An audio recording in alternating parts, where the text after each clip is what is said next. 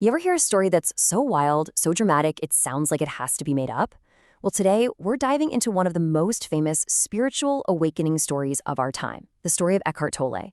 And we're going to break down this seemingly mystical event through the super logical lens of a physicist to see what we can actually learn from it. It all kicked off with this one single thought, a thought that came from a place of just absolute despair.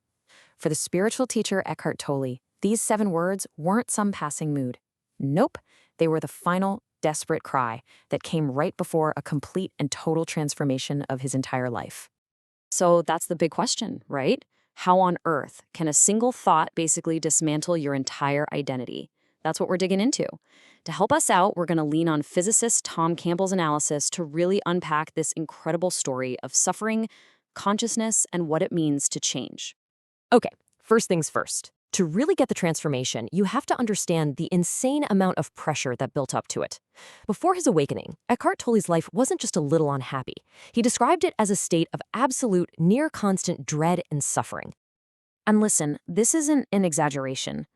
Tolle himself said that up until he was about 30, this was his life. He felt like the world was this alien, hostile place. But the thing he hated most of all, his own existence. This wasn't just a bad mood. It was a deep, crushing burden of misery that he carried every single day. Physicist Tom Campbell actually has a name for this. He calls it a classic dark night of the soul, that period where a person just hits rock bottom. They feel completely worthless, sometimes even suicidal. Now, Campbell points out that while this state is obviously tragic for many, for a select few, it becomes the very trigger for a massive transformation. It shows how extreme suffering can sometimes be the very catalyst for profound change. So how did he bounce back from that? Well, it all came down to one pivotal moment. On one particularly awful night, a really strange thought just sort of broke through all the noise and despair. This was it. The thought was, I cannot live with myself. And then, like a lightning bolt, came this sudden moment of clarity. Wait a minute.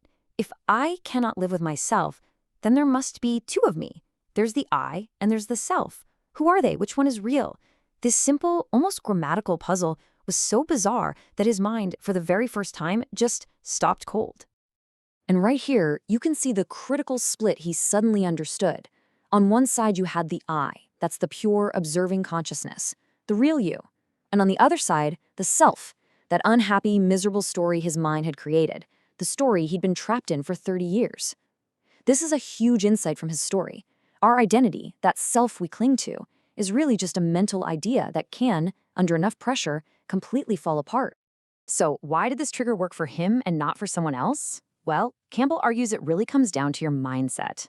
Tolle was likely a more intuitive or right-brained kind of person, which let him grasp the deep, symbolic meaning behind the thought. A more analytical, left-brained person would probably just dismiss it as a weird turn of phrase and move on. But for Tolle, his intuitive nature saw it for what it was, a lifeline. All right, so this brings us to the mechanics of the awakening itself. What was actually happening on a conscious level when his mind stopped and his entire world changed? Campbell gives us this fascinating step-by-step breakdown. Okay, so it starts with total despair, where your consciousness is completely fused with that painful story. Then, boom, the trigger, that am I 1 or 2 thought. It creates a new possibility, and that allows consciousness to pull its energy, its focus, away from that false suffering self. And because that self was just a story, a fiction of the mind, kind of like an inflatable toy, the moment you pull the plug, it just immediately collapses into nothing.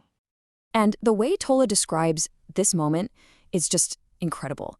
He says he felt like he was being sucked into a vortex of energy. At first, he was terrified, but then he heard this inner voice tell him to resist nothing. So he let go. And the second he did, the fear just vanished and he fell into what he called a void, a state of pure consciousness with no form, no story. And what came next? Pure, unimaginable bliss. Campbell's analysis here is so simple but so powerful. The incredible joy Tolle felt was a direct, mirrored image of his incredible suffering before. It was like an equal and opposite reaction. The more horrible and meaningless everything had seemed, the more intensely beautiful and perfect everything now appeared. Now, it's really tempting to think of this as some magical overnight thing. He went from miserable to enlightened master in a single night. But that is a huge misconception. The awakening itself was really just the beginning of a very long, very slow process of putting it all together. This timeline really shows you the reality of it. Yeah, the initial shift happened in one night, but after that, he spent 5 straight months in a state of bliss. Then, for about 2 years, he had no home, no job, no real identity. He would just sit on park benches, totally absorbed in the joy of being alive. It actually took several more years before he could even begin to understand what happened to him and start to teach others. 2 years. I mean, let that sink in for a second. He spent 2 full years just observing the world with no job, no responsibilities, nothing. His old life was completely gone, which gave him this incredibly rare opportunity to fully integrate such a massive change. And this is such a key takeaway. According to Campbell, this unique situation is what made Tolle's transformation stick. Think about it. Most people who have some kind of breakthrough, they have to get up and go to work the next day. They've got bills, families, responsibilities. They get pulled right back into business as usual, and that initial insight starts to fade. Tolle had no business as usual to go back to. So, after breaking all this down, what's the lesson for the rest of us? What should we actually take away from this absolutely extraordinary story? Campbell is crystal clear on this point. Tolle's story should be seen as a fascinating case study in consciousness, not a how-to guide. Trying to replicate it by becoming intensely miserable is a terrible and, frankly, statistically dangerous idea.